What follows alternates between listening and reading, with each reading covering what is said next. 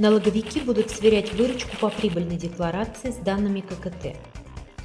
Сотрудники ФНС России изобрели новый способ проверить выручку компании. И в письме от 7 июня дали инспекциям указание применять его на практике. Теперь показатели декларации по налогу на прибыль контролеры будут сравнивать с суммами, которые поступили в кассу и на расчетные счета организации. Если разница окажется существенной, налоговики запросят у компании пояснения. Сведения о выручке инспекторы получают, когда компании меняют электронные кассовые ленты, а также снимают с учета ККТ. А чтобы узнать остатки по расчетным счетам, налоговики запрашивают выписки в банках.